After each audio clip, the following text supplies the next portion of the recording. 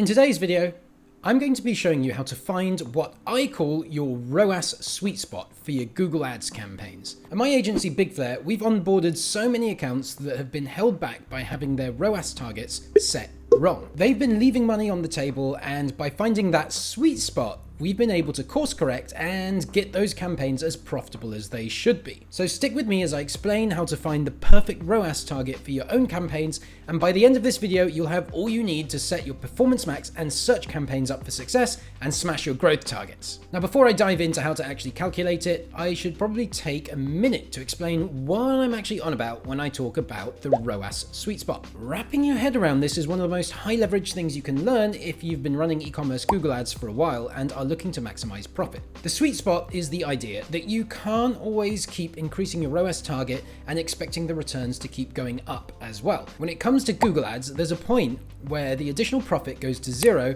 and then negative as you start to make less profit if you continue to go up in ROAS after that point. Here's a little sketch of what I mean. It's a bit rough, but bear with me here. The sweet spot is that point where we're at maximum profit just before it starts to decline by pushing the ROAS target too far. To really get to grips with this, you need to understand the fact that higher ROAS is not always better. I'm going to get a bit more technical here, but stick with me. In Google, you're showing ads in a competitive auction against a limited number of other buyers, and they're all bidding for that same click. Even if you're using something like target ROAS bidding or target CPA, it still comes down to a CPC bid at the end of the day. As you increase your ROAS target, the way Google tries to get that higher return on ad spend is it cuts your CPC bids. If you've run manual bidding in the past, you know this already because you had to do it manually back in the day. Because you need to lower the cost per click bids to increase the return on ad spend, and because there's a limited number of advertisers per page all competing in the same auction, as you lower your bids,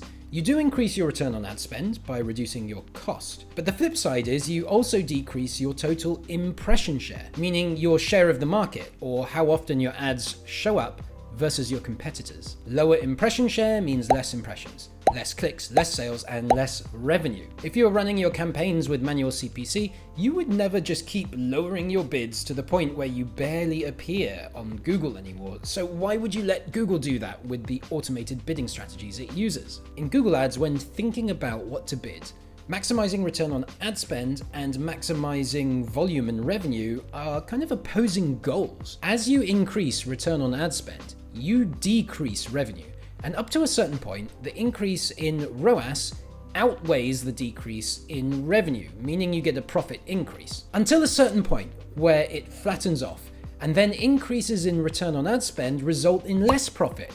There's the ROAS sweet spot. So now you know what the ROAS sweet spot is, but how the heck do you find yours? Well, working it out is actually simple but not easy. After doing this with so many of my own clients, here's my process for finding it as quickly as possible. You need to do 3 things. Calculate your break-even ROAS, stay above that, and then do month-over-month testing. So first up, let's work out what your break-even ROAS is. The formula to use here is break-even ROAS equals 1 divided by your gross profit margin percentage. For that profit margin, we're really just interested in a simple number that subtracts your variable costs from your revenue. So the profit margin number I'm using here is gross profit margin equals 1 minus cost of goods sold divided by price.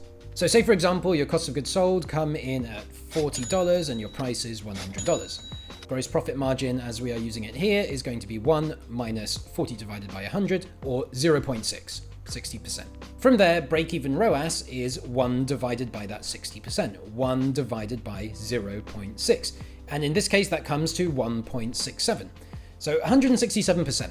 Now we know our break-even ROAS, the next step is simple. Seeing as our goal is to maximize profit, we know we need to stay somewhere above that number. But how much higher? This is where the month-on-month testing comes into play. If you're just getting started, I recommend using break-even ROAS plus 2. So if you calculated your break-even ROAS to be around about 1.5, then start your first cycle of month-over-month testing at a ROAS target of 3.5. 1.5 plus 2, 3.5. From there, you can start going through testing cycles and seeing what a 2.5x ROAS or a 4.5x ROAS does to your overall gross profit. As you do this, make sure you keep track of your results and also take into account any other factors that might have affected your profit. For example, did you have a sale? Did a competitor suddenly come into the picture? Did you see search volumes suddenly drop or increase in the market? Take all of this into account before really settling in on that ROAS sweet spot. It's going to take some time. So once you've done some testing over the course of a few months and you think you've finally found that sweet spot where your ROAS is as high as possible without profit dropping off, great. Now leave it alone. This is when you can really start optimizing the rest of your account, like copy, images, and even landing page experience. If fiddling with your ROAS target has got you as far as it can, that's only the tip of the iceberg when it comes to getting your campaigns as profitable as they can be. And if you're stuck for ideas, I have a bunch of videos on my channel showing you other ways to optimize Performance Max and other campaign types. If you're ready to take your campaign even further, I'd recommend watching my Pro Level Tactics for Performance Max series to get your account firing on all cylinders.